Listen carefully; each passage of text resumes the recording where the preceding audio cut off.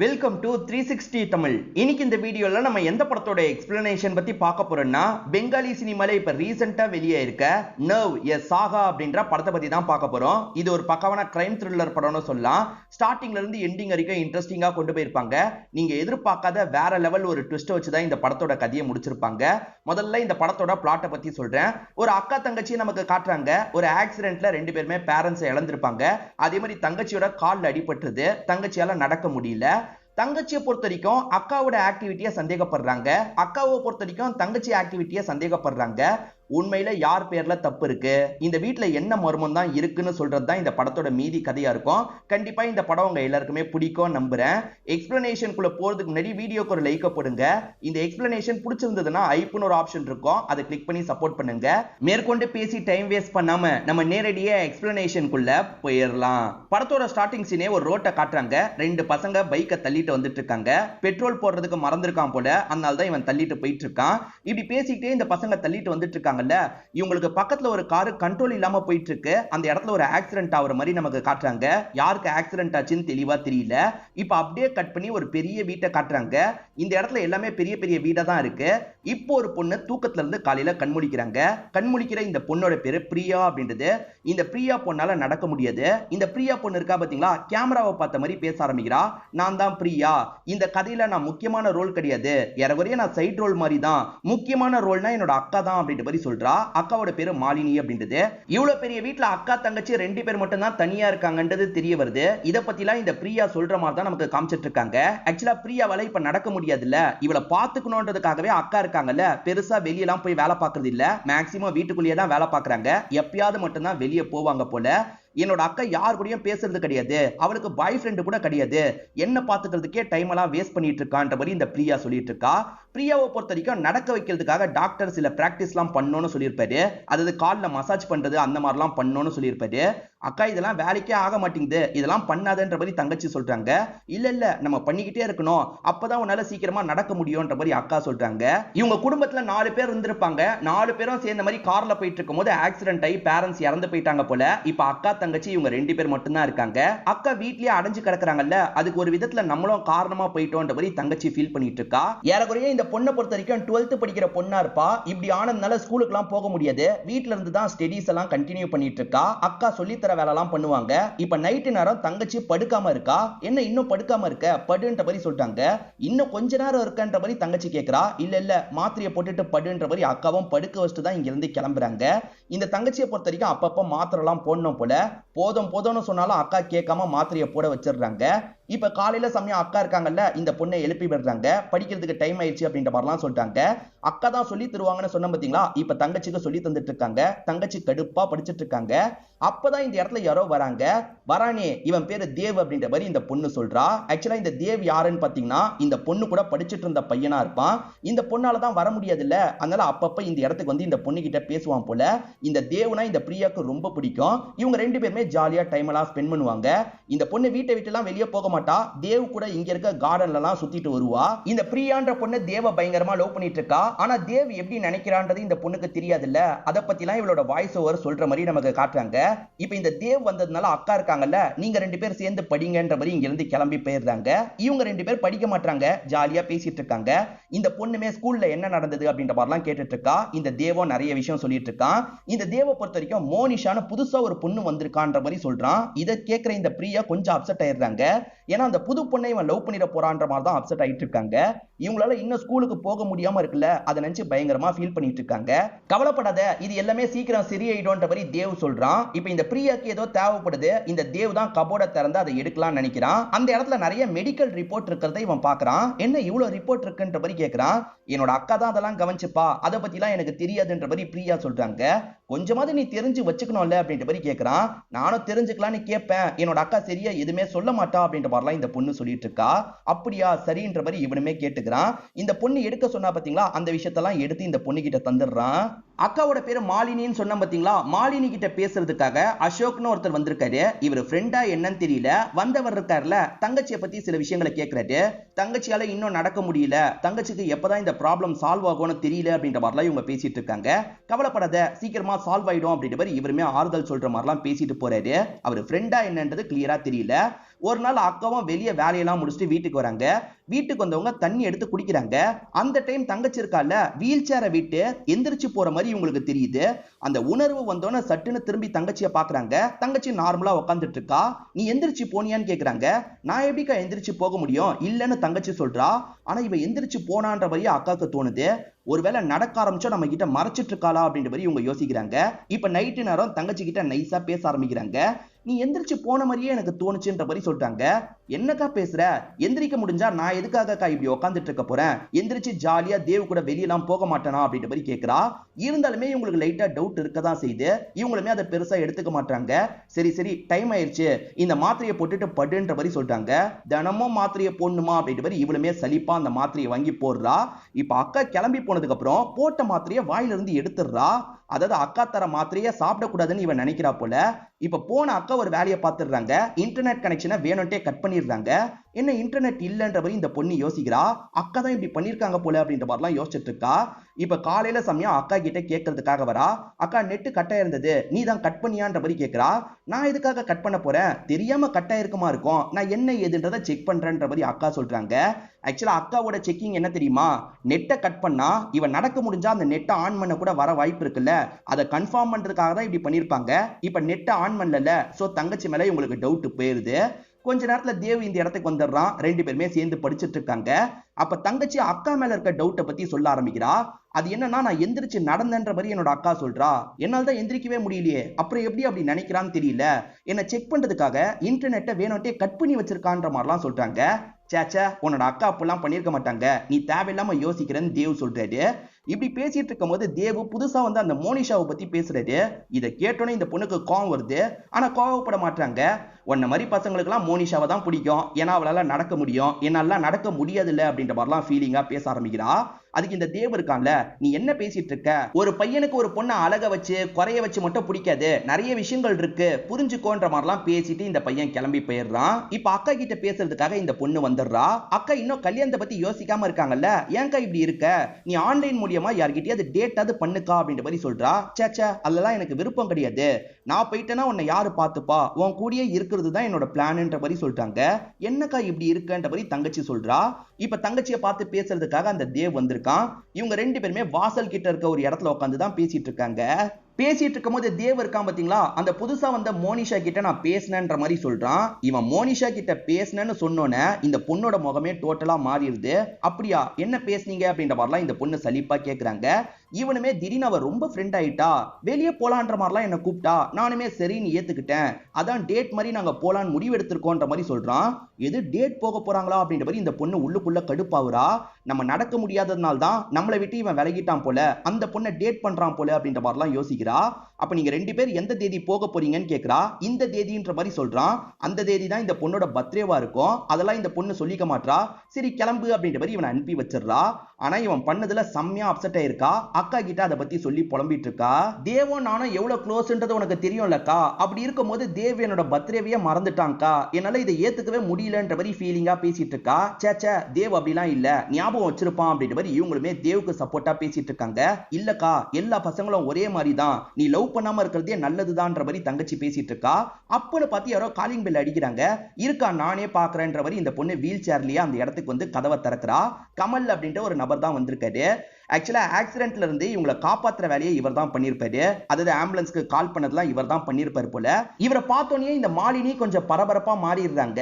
தங்கச்சியும் இவர் யாரு என்னன்ற மாதிரி கேட்கிறா. ஆனா இவங்க தங்கச்சியை பார்த்து பெருசா எதுவும் சொல்ல மாட்டாங்க. நீ இங்கே இரு, நான் வந்துடுறேன் அப்படின்ற மாதிரி வேகமா இந்த நபரை கூட்டிட்டு இங்க இருந்து கிளம்ப ஆரம்பிக்கிறாங்க. எதுக்காக தங்கச்சி கிட்ட இவரை பத்தி சொல்ல மாட்டாங்க அப்படின்றது தெரியல. தங்கச்சியும் எதுக்காக அக்கா மறைக்கிறா அப்படின்ற மாதிரி யோசிச்சுட்டு இருக்கா. இப்ப நைட்டு நேரம் தங்கச்சி சலிப்பா வேலையை பார்த்துட்டு இருக்கா.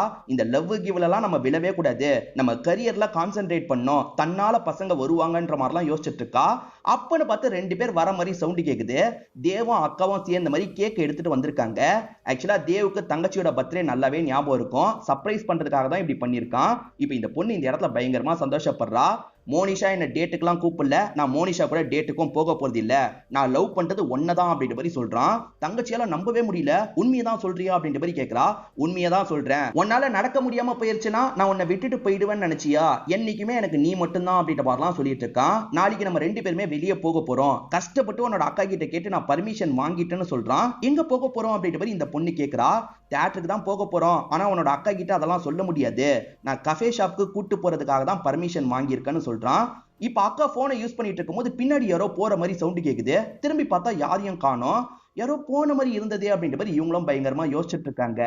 அக்காவை பொறுத்த வரைக்கும் தங்கச்சியை எங்கேயுமே அனுப்பக்கூடாதுன்னு நினைக்கிற டைப்பா இருப்பாங்க. இவன் கஷ்டப்பட்டு கேட்டுதான் பர்மிஷன் வாங்கியிருக்கான் போல. சொன்னது ஞாபகம் இருக்குல்ல, கஃபேக்கு போறீங்க, உடனே கிளம்பி வீட்டுக்கு வரீங்க, ஓகே தானே அப்படின்ற மாதிரி அக்கா சொல்லி அனுப்பி வைக்கிறாங்க. அக்கா கிட்ட இவன் தியேட்டருக்கு கூட்டு போக போறத மறைச்சிடுறான். இப்ப 2 பேருமே சந்தோஷமா இங்க இருந்து கிளம்ப ஆரம்பிக்கிறாங்க. இப்பதான் எனக்கு ரொம்ப சந்தோஷமா இருக்கு. வீட்லயே அடைஞ்சு கிடந்தது எவ்வளவு கடுப்பா இருந்தது தெரியுமா அப்படின்ற மாதிரி தங்கச்சி சொல்லிட்டு இருக்காங்க. இப்ப 2 பேருமே படம் பார்க்கறதுக்காக தியேட்டருக்கு வந்துடுறாங்க. 2 பேருமே பக்கத்துல உட்காந்து படம் பார்த்துட்டு இருக்காங்கல்ல. படம் ஆரம்பிச்சோனே இவனுமே கைய பிடிக்கிறான், ரொமான்ஸ்லாம் பண்ணிட்டு இருக்கான். இந்த தங்கச்சிக்கும் ரொம்ப சந்தோஷமா இருக்கு. இந்த தங்கச்சியும் ரொமான்ஸ்லாம் பண்ணிட்டு இருக்காங்க. இப்ப இன்டர்வல் வந்துருது. இவனுமே பாப்கார்ன் போய் வாங்கிட்டு வரேன்னு சொல்றான். நானும் வரேன்ற மாதிரி சொல்லிட்டாங்க. சரி கைத்தாங்களா இவங்களையும் கூட்டு போலான்ற மாதிரி இவன் யோசிக்கிறான். இப்ப கைத்தாங்களா இவங்களை கூட்டு போயிட்டு இருக்கான். இவங்க 2 பேருமே பாப்கார்ன் ஏரியா கிட்ட வந்துட்டு இருக்கும் போது சட்டுன்னு மாலினி இந்த இடத்துக்கு வந்து இவங்க 2 பேரை லாக் பண்ணிடுறாங்க. நீ எதுக்காக என்னோட தங்கச்சியை இங்கெல்லாம் கூட்டு வந்த? அவளை இப்படிதான் தூக்கிட்டு வருவியா? கீழே விழுந்தானா என்ன பண்றது? எதுக்காக இப்படி பண்ணன்ற மாதிரி பயங்கரமா இவனை போட்டு திட்டுறாங்க. அக்கா அவன் மேல தப்பு இல்லைன்ற மாதிரி தங்கச்சி சப்போர்ட் பண்ணிட்டு இருக்கா. நீ பேசாதன்ற மாதிரி இவங்க தங்கச்சியை போட்டு திட்டுறாங்க. வா கிளம்பலான்னு சட்டுன்னு தங்கச்சியை பிடிச்சி இழுக்கிறாங்க. தங்கச்சி பேலன்ஸ் இல்லாம பொத்துன்னு கீழே விழுந்துடுறா. இதுக்கு காரணமா இந்த பாய் ஃப்ரெண்ட் தான்ற மாதிரி அக்கா முறைச்சிட்டு இருக்காங்க. அதுக்கப்புறம் தங்கச்சியை இங்க இருந்து கூட்டிட்டு கிளம்புறாங்க. இங்கதான் படத்தோட இன்டர்வல போடுறாங்க. தங்கச்சியை வீட்டுக்கு தூக்கிட்டு வந்து படுக்கலாம் வச்சிடறாங்க போல. இப்ப தங்கச்சி தூக்கத்துல இருந்து கண்முழிக்கிறா. இப்ப பக்கத்துல தெரியாம கைய வச்சவ அங்க இருக்க கிளாஸ தள்ளி விட்டு கீழே உடைச்சிடுறா. இப்ப அக்காவும் என்னாச்சு ஏதாச்சுன்னு பாக்குறதுக்காக வராங்க. அக்கா அவன் மேல தப்பு இல்லன்ற மாதிரி இப்பயும் தங்கச்சி சப்போர்ட்டிவா பேசுறா. நீ எதுவும் பேச தேவையில்லை, முதல்ல படுத்து ரெஸ்ட் எடுன்ற மாதிரி சொல்றாங்க. தங்கச்சியும் எப்படியாவது அக்காவை சமாதானப்படுத்தணும்ன்ற மாதிரி என்னென்னமோ பேசி பார்த்துட்டு இருக்கா. ஆனா அக்கா ரொம்ப கோவத்துல இருக்காங்க. உனக்காக சின்ன சின்ன விஷயம் கூட நான் பார்த்து பண்ணிட்டு இருக்கேன். உன்னோட ஹெல்த்துக்கு ஏதாவது பாதிப்பு வந்ததுன்னா நான் என்ன பண்றது? அங்க போக கூடாதுன்னு சொல்லி அவன் கூட்டு போயிருக்கானா என்ன அர்த்தம் அப்படின்ற மாதிரிலாம் சத்தம் போடுறாங்க. இந்த பொண்ணே நான் வெளியே போகணும்னு ஆசைப்படுறேன், அடிக்கடி என்ன வெளியே அனுப்புக்கா அப்படின்ற மாதிரி கேட்கிறா. அதெல்லாம் முடியவே முடியாது, உன் சேஃப்டிக்காக தான் நான் இந்த விஷயத்த பண்ணிட்டு இருக்கேன்ற மாதிரி இவங்க பேசுறாங்க. இதனால அக்கா தங்கச்சிக்குள்ளேயே வாக்குவாதம் மாதிரிலாம் ஏற்பட்டு இருக்கு. அப்பன்னு பார்த்து யாரோ காலிங் பெல் அடிக்கிறாங்க. அவன் தான் வந்திருக்க வாய்ப்பு இருக்குன்னு கதவை திறக்கிறாங்க. அவன் தான் இந்த இடத்துக்கு வந்திருக்கான். சேர்ந்து படிக்கிறதுக்காக தான் வந்திருக்கன்ற மாதிரி சொல்றான். இவங்களுக்கு பயங்கரமா கோவம் வருது. ஆனா எதுவுமே பண்ண முடியல. சரி படிச்சுட்டு கிளம்பு அப்படின்ற மாதிரி இவங்களுமே உள்ள விட்டுறாங்க. இப்ப 2 பேருமே பக்கத்துல உட்காந்து படிச்சுட்டு இருக்காங்க. அக்கா இவங்க 2 பேர் என்ன பேசுறாங்கன்றதை கேட்கணும்னு பக்கத்துல தான் போனை யூஸ் பண்ணிட்டு இருக்காங்க. நம்ம பேசுறதை கேட்கறதுக்காக தான் பக்கத்துல இருக்காங்கன்றது தெரிஞ்சிருது. இந்த தங்கச்சி பொறுமையா பேசிட்டு இருக்கா. என்னோட அக்கா என்ன டார்ச்சர் பண்றாங்க, இங்க இருந்து என்ன கூட்டு போறியா அப்படின்ற மாதிரி கேட்கிறா. இவனுமே கூட்டு போறேன்ற மாதிரி ஏத்துக்கிறான். நான் முதல்ல கிச்சனுக்கு போறேன், உன் அக்காவையும் அந்த இடத்துக்கு கூப்பிடுறேன், அந்த கேப்ல நீ கிளம்பு அப்படின்ற மாதிரிலாம் சொல்றான். இந்த பொண்ணு ஏத்துக்கிறா. இப்ப கிச்சனுக்கு போனவன் அக்காவை கூப்பிடுறான். அக்காவும் என்ன ஏதுன்னு கேட்கறதுக்கு போறாங்க. அந்த கேப்ல தங்கச்சி கிளம்பலான்னு பாக்குறா. ஆனா இந்த இடத்துல படிக்கிட்டு இருக்கோம்ல, தங்கச்சியால இறங்க முடியல. இப்ப அக்கா இந்த இடத்துக்கு வந்து எங்க போக பாக்குறேன்ற மாதிரிலாம் கேட்டுட்டு இருக்காங்க. அப்ப இவன் இந்த இடத்துக்கு வந்து பேச ஆரம்பிக்கிறான். உங்க தங்கச்சிக்கு உங்க கூட இருக்கிறது பிடிக்கல, நீங்க நினைச்ச மாதிரி எல்லாம் உங்க தங்கச்சியை வச்சுக்க முடியாதுன்ற மாதிரி சொல்றான். நீ யாரா குறுக்க? என் தங்கச்சி எப்பவுமே நான் சொல்றதை தான் கேட்பான்ற மாதிரி சொல்லிட்டாங்க. இல்லக்கா என்ன விடுன்ற மாதிரி தங்கச்சியும் பேசிட்டு இருக்கா. இவன் தான் இதுக்கெல்லாம் காரணம் அப்படின்ற மாதிரி இவங்களுமே இவங்கிட்ட கோபமா பேசிட்டு இருக்காங்க. இந்த தேவம் மாலினியும் வாக்குவாதம் பண்ணிக்கிட்டே கொஞ்சம் தள்ளி போயிடுறாங்க. இது எல்லாத்தையும் தங்கச்சி பார்த்துட்டு இருக்கா. திடீர்னு அக்கா இருக்காங்கல்ல, அங்க இருக்க ஒரு கட்டி எடுத்து இவனோட மண்டையிலே அடிக்கிறாங்க. இவன் பொத்துன்னு கீழே விழுந்துடுறான். இதெல்லாம் பாக்குற தங்கச்சிக்கு ரொம்ப ஷாக்கிங்கா இருக்கு. ஏன்க்கா இப்படி பண்ண அப்படின்ற மாதிரிலாம் தங்கச்சி கேட்டுட்டு இருக்கா. அதை பத்திலாம் இவங்க கவலைப்பட மாட்டாங்க. இவனை தூக்கி ஒரு ரூம்ல போட்டு லாக் பண்ணும் அப்படின்ற மாதிரி லாக்லாம் பண்ணிட்டு இருக்காங்க. என்ன அக்கா இந்த அளவுக்கு பண்ணிட்டாங்க அப்படின்ற மாதிரி தங்கச்சி ரொம்ப பயப்படுறா. நைட்டு நேரம் அக்கா இருக்காங்க பாத்தீங்களா, தங்கச்சியை ஒரேடியா பேரலைஸ் பண்றது எப்படின்ற மாதிரி நெட்லலாம் சர்ச் பண்ணிட்டு இருக்காங்க. அதாவது நடக்கவே முடியாம ஆக்குறது எப்படின்ற மாதிரி பார்த்துட்டு இருக்காங்க. தங்கச்சி நடக்கிறாளோன்ற மாதிரி உங்களுக்கு டவுட் இருக்கு. அதனால இந்த மாதிரிலாம் யோசிக்கிறாங்க போல. இப்ப தங்கச்சி எந்திரிக்கிறதுக்காக ட்ரை பண்றா. ஏன்க்கா இப்படி பண்ணன்ற மாதிரிலாம் கேட்கிறா. உன் நல்லதுக்காக தான் பண்ணன்ற மாதிரி இவங்களுமே படுக்க வச்சுட்டு இங்க இருந்து கிளம்புறாங்க. தங்கச்சி வெளியே வரக்கூடாதுன்றதுக்காக லாக் பண்ணிட்டு போயிடுறாங்க. இப்ப தங்கச்சி கொஞ்ச நேரத்துல எந்திரிச்சிடுறா. எந்திரிச்சவ கஷ்டப்பட்டு அந்த கதவு கிட்ட போனோம் அப்படின்ற மாதிரி தவண்டு தவண்டு கதவு கிட்ட வந்துடுறா. அக்கா லாக் பண்ணி வச்சிருக்காங்க அப்படின்றது தங்கச்சிக்கு தெரிஞ்சிருது. சோ லாக் பண்ண இடத்துலயே தான் சாவி இருக்குன்றதும் இந்த தங்கச்சிக்கு தெரியுது. அந்த சாவியை எடுக்கிறதுக்காக இந்த தங்கச்சி வச்சு ஒரு ஐடியாவை பண்ணிட்டு இருக்கா. அது என்னன்னு பாத்தீங்கன்னா, பேப்பர் எடுத்து அடி வழியா வெளியே விட்டுறா. சாவியை வந்து தள்ளி விடும் போது சாவி அந்த பேப்பர் மேல விழணும்ன்ற மாதிரி அப்படி வச்சிடறா. இவகிட்ட ஒரு பின் இருக்கு பாத்தீங்களா, அந்த பின்னை வச்சு இந்த சைடுல இருக்க ஓட்டையை தள்ளுன்னு தள்ளிட்டு இருக்கா. அந்த சைடு சாவியில பட்டு சாவி மேல இருந்து கீழே விழுந்துருது. சோ இப்ப நியூஸ் பேப்பர்ல சாவி வந்துருச்சு. அது மூலியமா இவ கதவை திறந்துட்டு வெளியே வந்துடுறா. இப்ப அவனை எங்க வச்சிருக்காங்கன்னு தெரியலையே அப்படின்ற மாதிரி இவ ஒவ்வொரு இடமா தேடி அலைஞ்சிட்டு இருக்கா. அப்பன்னு பார்த்தா அக்கா திரும்பி இந்த இடத்துக்கு வந்துடுறாங்க.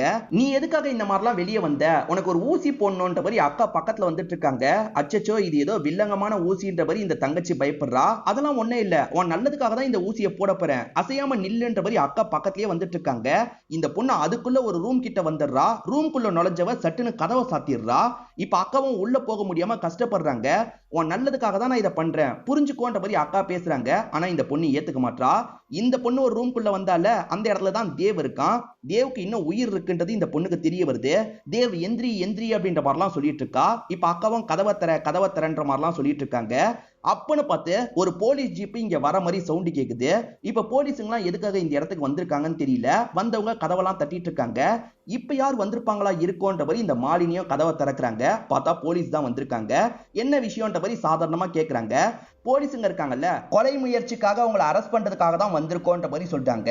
நம்ம இந்த தேவ அடிச்சதை யாராவது பார்த்து போலீஸ் கிட்ட சொல்லிட்டாங்களான்ற மாதிரி இவங்க யோசிச்சுட்டு இருக்காங்க. இப்ப போலீஸுங்க அரெஸ்ட் பண்ணி கூட்டு போலான்னு நினைக்கும் போது அசோக்ன்றவர் இங்க வராரு. அதாவது இவங்களோட ஃப்ரெண்ட் மாதிரி ஒருத்தரை காமிச்சாங்கல்ல, அவர் இந்த இடத்துக்கு வராரு.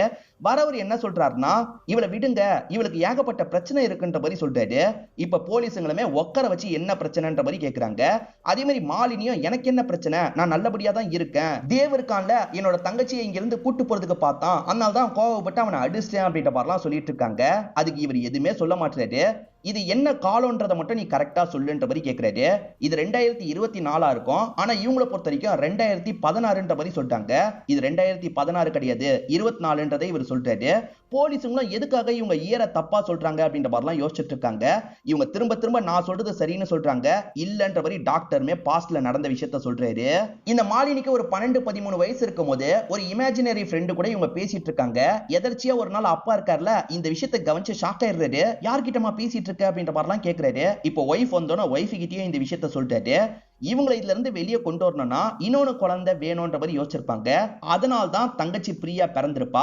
ரெண்டு பேருக்குள்ளேயும் ஏஜ் டிஃபரன்ஸ் கொஞ்சம் ஜாஸ்தியா இருக்கும். தங்கச்சி பிறந்ததுக்கு அப்புறம் இமேஜினரி ஃப்ரெண்ட் எல்லாம் இவங்க விட்டுருப்பாங்க. தங்கச்சி கூட ரொம்ப அன்பா பழகிட்டு இருக்காங்க. தங்கச்சி அந்த தேவ் கூட தான் சாட் பண்ணிட்டு இருக்கா. என்ன தேவ் கூட சாட் பண்ணிட்டு இருக்க போல அப்படின்ற மாதிரி இவங்க சிரிச்சுக்கிட்டே உள்ள வந்துட்டு இருக்காங்க. அப்ப அப்பா இருக்காருல, நம்ம இந்த நாள் ஹோட்டல்ல சாப்பிடுறதுக்கு போக போறோம்ன்ற மாதிரி சொல்லிட்டாரு. என்னப்பா திடீர்னு, என்ன விஷயம் அப்படின்ற மாதிரி இவங்க கேக்குறாங்க. அது சர்ப்ரைஸ் அப்படின்ற மாதிரி அப்பா சொல்லிட்டாரு. என்னால சஸ்பென்ஸ் எல்லாம் தாங்கிக்க முடியாதுப்பா, தயவு செஞ்சு சொல்லுங்கன்ற மாதிரி மாலினி கேக்குறாங்க. அப்பாவும் விஷயத்த சொல்லிட்டாரு. அதாவது இவரோட ஒய்ஃப் திரும்பி பிரெக்னன்ட்டா இருக்காங்க, உனக்கு தம்பியோ தங்கச்சியோ கிடைக்க போறாங்கன்ற மாதிரி சொல்லிட்டாரு. இவங்களுமே ரொம்ப சந்தோஷப்படுறாங்க. அப்பா ஹோட்டலுக்கு போலான்னு சொல்றாருல, இவங்க எல்லாருமே சேர்ந்த மாதிரி கார் எடுத்துட்டு இங்க இருந்து கிளம்ப ஆரம்பிக்கிறாங்க. இந்த டைம் மாலினிக்கே கார்லாம் நல்லா ஓட்ட தெரியும். மாலினி தான் காரை டிரைவ் பண்றாங்க. எனக்கு எதுக்காக நம்ம போறோம்ன்றது தெரியுமே அப்படின்ற மாதிரி மாலினி சொல்றாங்க. அக்கா கிட்ட மட்டும் சொல்லிட்டீங்களா, என்கிட்ட எதுக்காக சொல்லன்ற மாதிரிலாம் பிரியா கேட்டுட்டு இருக்கா. பிரியாவால இந்த டைம் நடக்கலாம் முடியதான் செய்யுது. அப்பவும் வாங்கிட்டியும் சொல்லிடுறேன், உனக்கு தம்பியோ தங்கச்சியோ கிடைக்க போறான் அப்படின்ற மாதிரி சொல்லிட்டாரு. இதை கேட்கிற அந்த பொண்ணுமே சந்தோஷப்படுறா. இந்த வயசுல எதுக்காக குழந்தைலாம் கேட்பீங்கன்னு நினைச்சேன், நல்ல வேலை ரெண்டு பேருமே சாதாரணமா எடுத்துக்கிட்டீங்க அப்படின்ற மாதிரி அப்பா சந்தோஷப்படுறாரு. இப்ப ஹோட்டல்ல சாப்பிட்டு முடிச்சுட்டு ஜாலியா பேசிக்கிட்டே வந்துட்டு இருக்காங்க. ஆக்சுவலா மாலினி தான் காரை டிரைவ் பண்றாங்கல்ல, கொஞ்சம் தூங்கி வலிஞ்சிட்டு இருக்காங்க. இதை கவனிக்கிற அப்பா, நான் வேணா காரை டிரைவ் பண்ணவான்னு கேட்கிறாரு. இல்லப்பா நான் ஓகேவா தான் இருக்கன்ற மாதிரி இவங்களே மேற்கொண்டு டிரைவ் பண்றாங்க. எல்லாரும் தூங்கிட்டு இருக்காங்க. ஒரு ஸ்டேஜ்ல காரை ஓட்டுற மாலினியும் தூங்க ஆரம்பிச்சிடுறாங்க. இப்ப கண்ட்ரோல் இல்லாம ஒரு இடத்துல போய் இடிச்சிடுறாங்க. ஸ்டார்டிங் ஒரு கார் ஆக்சிடென்ட் ஆன மாதிரி காமிச்சாங்கல்ல, இவங்க வந்துட்டு இருந்த கார் தான் ஆக்சிடென்ட் ஆயிருக்கும். இந்த ஆக்சிடென்ட்ல அப்பா அம்மா இறந்து போன மாதிரி மட்டும்தான் நம்மள நம்ப வச்சிருப்பாங்க. உண்மையில தங்கச்சியுமே அந்த ஆக்சிடென்ட்ல இறந்து போயிடுவா. தங்கச்சி இறந்து போனதை இவங்களால ஏத்துக்கவே முடியல. ஐயோ நம்மளால 3 பேர் இறந்து போயிட்டாங்களே அப்படின்ற மாதிரிலாம் ஃபீல் பண்ணிட்டாங்க. ஏற்கனவே தனியா இருக்கும் போது இமேஜினரி ஃப்ரெண்டை இவங்க கிரியேட் பண்ணாங்கல்ல, அதே விஷயம் தான் இந்த இடத்துலயும் நடக்க ஆரம்பிக்குது. தங்கச்சி இல்லையே தங்கச்சி இல்லையேன்ற மாதிரி பயங்கரமா யோசிச்சுட்டு இருக்காங்க. ஒரு ஸ்டேஜ்ல தங்கச்சி கண்ணுக்கு தெரிய ஆரம்பிக்கிறா. நான் உன் கூட தான் இருக்கன்ற மாதிரிலாம் பேச ஆரம்பிக்கிறா. அப்பத்துல இருந்து தங்கச்சி இருக்கிற மாதிரியே இவங்க நம்ப ஆரம்பிச்சிடுறாங்க. இதை கவனிக்கிற சொந்தக்காரங்க இருக்காங்கல்ல, டாக்டர் கிட்ட கூட்டு போகணும்னு டாக்டர் கிட்ட கூட்டு வந்திருப்பாங்க. டாக்டர் செக் பண்ணி பாக்குறாரு. கரெக்டான டேப்லெட் தந்தா இதெல்லாம் சரியாயிடும் யோசிக்கிறாரு. கரெக்டான மருந்து மாத்திரலாம் தந்து அதுல இருந்து இவங்களை வெளியே கொண்டு வராரு. அப்பப்ப இவங்க கிட்ட பேசுறதுக்காக வருவாரு. ஆனா கடைசி டைம் வரும்போது இவங்க திரும்பி தங்கச்சியை பத்தி பேசியிருப்பாங்க. இவங்க டேப்லெட்டை ஒழுங்கா எடுக்கிறது இல்ல அப்படின்றத இவரும் புரிஞ்சுக்க ஆரம்பிச்சிருப்பாரு. கமல்னு ஒருத்தர் இவங்களை பார்க்கறதுக்காக வந்தார்ல, இவங்களுக்கு ஆக்சிடென்ட் ஆகும்போது பக்கத்துல அவர் தான் இருந்திருப்பாரு. ஹாஸ்பிட்டலுக்கு கொண்டு போய் சேர்த்திருப்பாரு. இவங்க குடும்பத்துல எல்லாருமே இறந்து போயிட்டாங்கன்றது கமலுக்கு நல்லா தெரியும். கமல் இவங்களை பார்த்து பேசுறதுக்காக தான் இன்னைக்கு வீட்டுக்கு வந்திருப்பாரு. ஆனா இவங்க தங்கச்சி கிட்ட பேசுறேன்னு தனியா பேசிட்டு இருந்ததை கவனிச்சிருப்பாரு. மேடம் உங்களுக்கு ஏதாவது ப்ராப்ளம் ஏற்பட்டுச்சா அப்படின்ற மாதிரிலாம் கேட்டுட்டு இருக்காரு. இவங்களால இதை ஏத்துக்க முடியல. பயங்கரமா இவங்களுக்கு கோவம் வருது. ரோட்டு கிட்ட தான் இவங்க பேசிட்டு வந்துட்டு இருந்திருப்பாங்க. சட்டுன்னு பிடிச்சி இவரை ஒரு வண்டியில தள்ளி விட்டுறாங்க. இவருக்கு ஆக்சிடென்ட் ஆயிருக்கும். சாதாரண ஆக்சிடென்ட் அப்படின்ற மாதிரி அவரை ஹாஸ்பிட்டல்ல தான் வச்சிருப்பாங்க.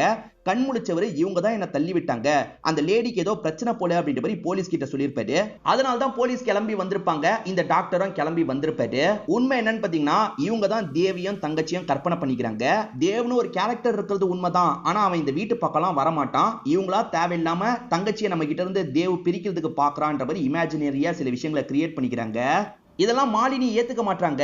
என் தங்கச்சி கால்ல அடிபட்டது, என் தங்கச்சி வீல் சேர்ல இருந்தான்ற மாதிரி திரும்ப திரும்ப சொல்லிட்டு இருக்காங்க. அப்ப டாக்டர் ஒரு விஷயத்த சொல்றாரு. தங்கச்சி 10வது படிக்கும் போது சின்னதா ஒரு ஆக்சிடென்ட் நடந்திருக்கும். கொஞ்ச நாள் வீல் சேர்ல இருந்திருப்பாங்க. அதுக்கப்புறம் கால்லாம் சரியாயிருக்கும்.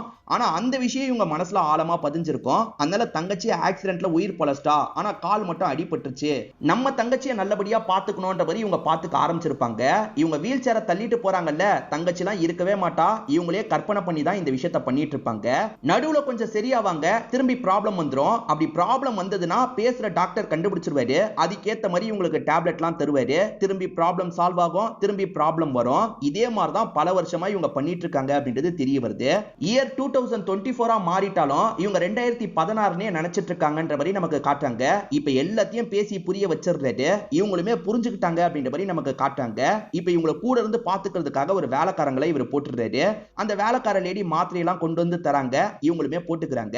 நீங்க நல்லபடியா தானே இருக்கீங்கன்ற மாதிரி டாக்டர் கேக்குறாரு. இப்ப நல்லபடியா தான் இருக்கன்ற மாதிரி மாலினி சொல்றாங்க. சரி நான் இன்னொரு நாள் வந்து பாக்குறேன்ற மாதிரி டாக்டரும் இங்க இருந்து கிளம்பி போறாரு. இப்ப டாக்டர் கிளம்பி போய் கொஞ்ச நேரத்துல இவங்களுக்கு ஏதோ பேசுற மாதிரி சவுண்ட் கேக்குது. எதிர பார்த்தா தங்கச்சியும் தேவும் நின்னுட்டு இருக்காங்க. நாங்க 2 பேருமே கல்யாணம் பண்ணிக்கிட்டோம் அப்படின்ற மாதிரி இவங்க கிட்ட சொல்றாங்க. உன்னோட அக்கா கிட்ட கூட சொல்லாம கல்யாணம் பண்ணிக்கிட்டியா அப்படின்ற மாதிரி இவங்களும் கோச்சுக்கிட்ட மாதிரிலாம் பண்றாங்க. விஷயம் என்னன்னா என்னதான் டேப்லெட்லாம் போட்டாலும் சரி இவங்களோட ப்ராப்ளம் இன்னும் சால்வ் ஆகல. இன்னும் தங்கச்சியை இவங்க கற்பனை பண்ணி தான் இருக்காங்கன்ற மாதிரி காமிச்சு நமக்கு படத்தோட கதையை முடிக்கிறாங்க. இந்த படத்துல வந்த ட்விஸ்ட் அண்ட் டர்ன்ஸ்லாம் கண்டிப்பா உங்களுக்கு பிடிச்சிருக்கும்னு நம்புறேன். இந்த வீடியோ உங்களுக்கு பிடிச்சிருந்ததுன்னா லைக் பண்ணுங்க, கமெண்ட் பண்ணுங்க, மறக்காம 360 தமிழ் சேனலை சப்ஸ்கிரைப் பண்ணுங்க. தொடர்ச்சியா இந்த மாதிரி வீடியோக்கள் வந்துகிட்டே தான் இருக்கும்.